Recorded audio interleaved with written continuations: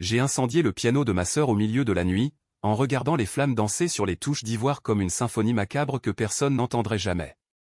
Ce n'était pas un accident, c'était ma déclaration de guerre, un cri muet contre des années de silence qui m'avaient étouffé.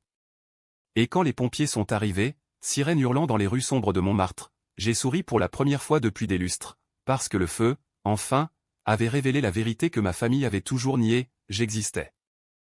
Paris, cette ville des amours fins et des jalousies éternelles, avait toujours été le théâtre de nos drames familiaux.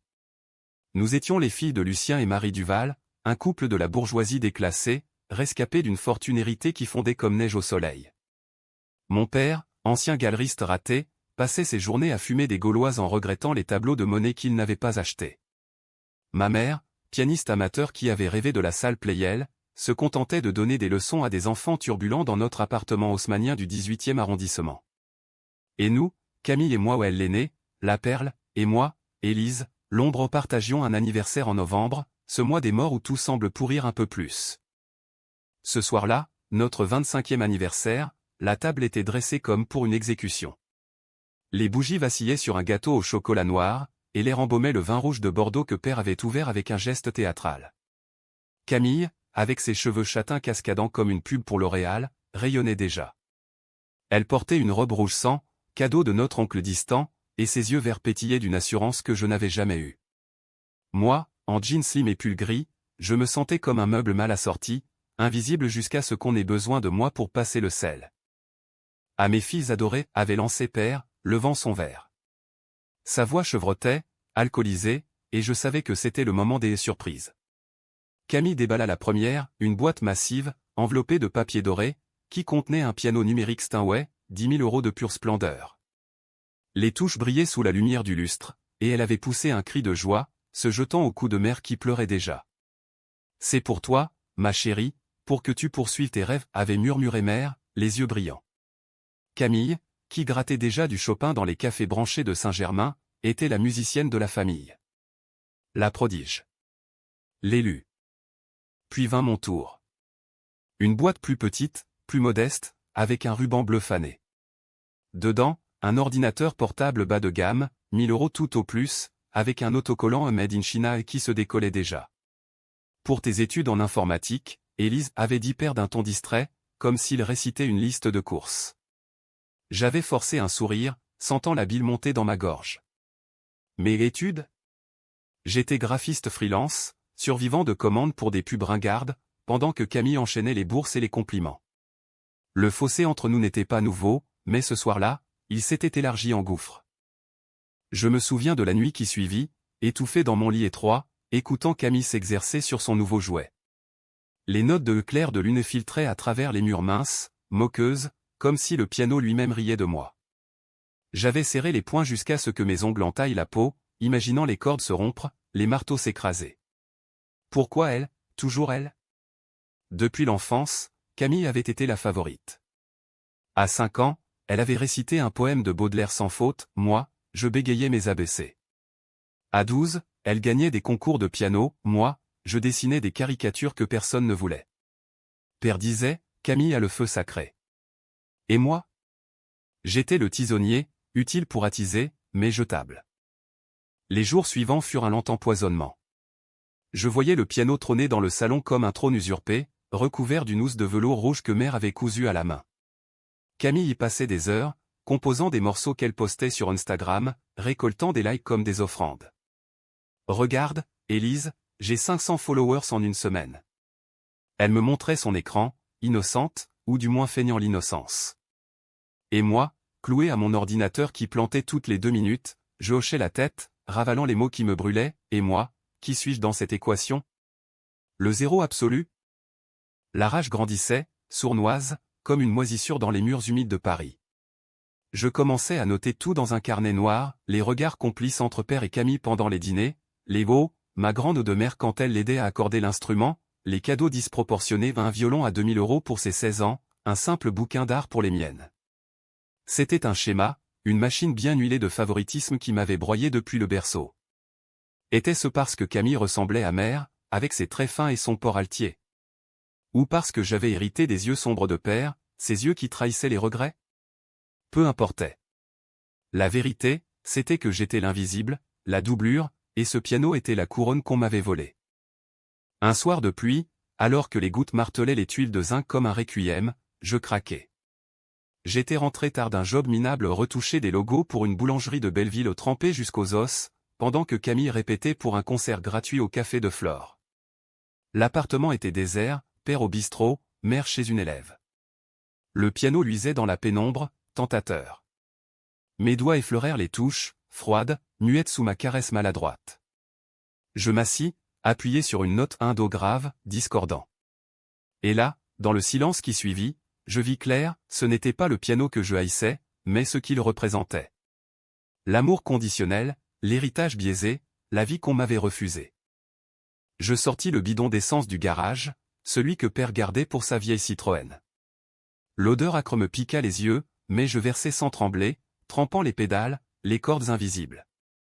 Puis les allumettes, frottées d'une main ferme. La flamme lécha le bois, grimpa vite, vorace. Je reculai, regardant l'incendie consumer ce symbole de mon humiliation. Les flammes étaient belles, orangées, dansant sur le laquais noir comme une ballerine en tutu de feu. Et quand j'appelai les pompiers anonymes, d'une cabine au coin de la rue où je sentis une libération, un poids qui s'évaporait avec la fumée. Bien sûr, le lendemain fut le chaos. Camille hurla en découvrant les restes calcinés, un cri primal qui traversa l'immeuble. Mère s'effondra en sanglots, accusant un court-circuit. Père pesta contre l'assurance qui ne couvrirait rien. Et moi? J'étais là, feignant l'horreur, les yeux rougis par des larmes factices. C'est horrible, murmurai-je, la voix brisée juste ce qu'il faut. Mais intérieurement, je riais. La première bataille était gagnée. Mais la guerre? Elle ne faisait que commencer. Les semaines suivantes furent un balai de suspicions et de non-dits, typiques de notre famille française où l'on préfère les sous-entendus aux cris. Camille, traumatisée, arrêta de jouer pendant un mois. Elle errait dans l'appartement comme un fantôme, ses doigts pianotant l'air vide, cherchant des touches inexistantes. C'était mon âme, Élise, me confia-t-elle un soir, les yeux cernés. Sans lui, je suis perdue. Je hochai la tête, compatissante, tout en notant mentalement sa vulnérabilité. Mère, elle, sombra dans une dépression muette, passant des heures à fixer les débris noircis que les pompiers avaient laissés en tas. Père but plus, ces Gauloises s'enchaînant comme des regrets. Moi, je me mis à fouiller. Discrètement, la nuit, quand Paris sommeillait sous son voile de brume. Je piratai l'ordinateur familial facile, avec mon petit cadeau et découvris les emails. Des années de correspondance entre père et un notaire, un testament biaisé, où Camille héritait de la collection d'art, et moi, d'une somme ridicule pour mes besoins pratiques. Des virements secrets vers un compte au nom de Camille, financé par la vente d'un monnaie mineur que père avait gardé pour la petite. Et pire, une lettre de mère, datée de ma naissance, où elle avouait à une amie, Élise est arrivée trop tôt. Camille est la vraie joie. Celle-ci? Un accident. Ces mots me transpercèrent comme un poignard rouillé. Un accident. Moi, Élise Duval, née par erreur dans cette lignée de privilégiés. La rage, qui avait couvé comme un feu de tourbe, explosa en brasier. Je n'allais pas m'arrêter au piano. Non, ma vengeance serait symphonique, une œuvre en actes qui les consumerait tous, un par un, jusqu'à ce qu'ils voient enfin l'ombre que j'étais devenu. Le premier acte fut subtil, l'argent. J'utilisais mes compétences en graphisme pour falsifier des factures. Une commande imaginaire de piano de remplacement, 15 000 €, envoyée à père par erreur d'un atelier réputé de la rue de Rome. Il paya sans vérifier, sa paranoïa alcoolisée le rendant crédule. Puis, des retraits fictifs sur le compte de Camille, déguisés en frais de concert. Elle paniqua quand sa carte fut bloquée, courant chez la banque en larmes. « Quelqu'un me vole », cria-t-elle à mère, qui pâlit. Je feignis l'inquiétude, suggérant à un pirate informatique l'ironie du sort, avec mon ordinateur minable comme alibi parfait. Mais le vrai coup porta sur Camille. Je m'infiltrai dans son monde musical, créant un faux profil sur un forum de pianistes, virtuoses oubliés, postant des rumeurs venimeuses. Camille Duval? Une fraudeuse qui plagie Chopin et vend des partitions volées. Les posts se propagèrent comme une traînée de poudre, boostés par des bots que j'avais codés moi-même. Ses followers chutèrent, ses invitations annulées. Un soir, elle rentra en pleurs, me montrant son téléphone, « Regarde ça, Élise. Ils disent que je suis une menteuse. » Je la serrai dans mes bras, sentant son corps frêle trembler. C'est injuste, murmurai-je. Mais tu es forte. Prouve-leur le contraire. Intérieurement, je jubilais. La prodige craquelait, ses fissures béantes. Et mère? Je l'attaquai sur son point faible, la culpabilité. J'imprimai la lettre de ma naissance, anonymement, et la glissai dans sa boîte aux lettres pas la nôtre, mais celle de son club de bridge, où les commérages fleurissaient. Bientôt, les regards en coin, les murmures, « Marie, c'est vrai pour Élise. » Elle rentra brisée, évitant mes yeux. « Élise, ma chérie. Il y a des choses du passé, balbutia-t-elle un soir. » Je feignis la confusion. « Quoi, maman? Parle-moi. » Mais elle se tut, rongée de l'intérieur. Père fut le plus facile. Ses dettes s'accumulaient, je les gonflais avec des prêts en ligne à son nom, via des identités volées. Quand les huissiers frappèrent, menaçant de saisir l'appartement, il s'effondra au comptoir du bistrot, pleurant sur son pastis. Tout est ma faute, gémit-il au téléphone, que j'écoutais en cachette. J'ai favorisé Camille. Élise mérite mieux. Ces mots, enfin, mais trop tard. Le poison était inoculé. Pourtant, au milieu de ce chaos que j'orchestrais, une fissure apparut en moi. Était-ce vraiment de la vengeance, ou juste une soif de reconnaissance? Les nuits, je revivais l'incendie, le crépitement des flammes, et un vide s'installait. Camille, amaigrie, me cherchait désormais, « Élise, aide-moi.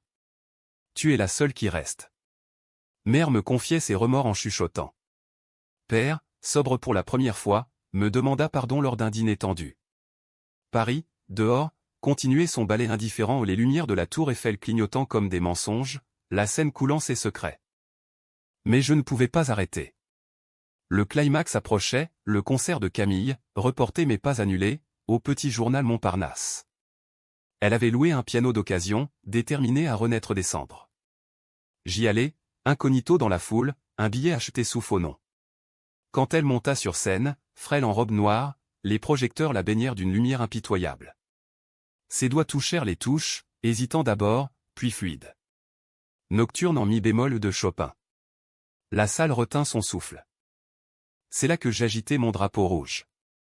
Un email anonyme au directeur, une preuve falsifiée de plagiat, avec des timestamps truqués. Pendant qu'elle jouait, son téléphone vibra un message du gérant, annulation immédiate. Accusation grave. Elle s'arrêta net, une note suspendue dans l'air comme un cri étouffé. Le silence tomba, puis les murmures, puis le scandale. Elle quitta la scène en larmes, poursuivie par les flashs des téléphones. De retour à l'appartement, l'explosion. « C'est toi, Élise. » Théoï, hurla-t-elle, me plaquant contre le mur, ses ongles dans mes bras. Mère et père accoururent, le visage déformé par l'horreur. « Dis-nous la vérité, supplia mère. » Je ne niais pas. Les mots sortirent en torrent, le piano, l'ordinateur, les lettres, les mensonges, les années volées. Vous m'avez tué à petit feu. J'étais l'accident, n'est-ce pas? Alors j'ai rendu l'existence accidentelle pour vous tous. Le silence qui suivit fut pire que les flammes. Camille s'effondra à genoux, sanglotant, « Pardonne-moi, petite sœur. Je ne savais pas. » Père, les yeux humides, murmura, « On t'a aimé, Élise. » À notre façon tordue. Mère, brisée, tendit la main, « Recommençons. Sans musique, sans machine. Juste nous. » Mais était-ce assez? La vengeance avait goût de cendre, douce amère. Paris, cette nuit-là, bruissait de sirènes lointaines, rappelant que les drames ne s'éteignent jamais vraiment. J'acceptais une trêve fragile, mais au fond, je savais, le feu avait changé tout, y compris moi. Et dans les ruelles sombres de Montmartre, sous la pluie qui lavait les péchés, je me demandais si la revanche n'était pas, au final, la plus belle symphonie que j'aurais jamais composée.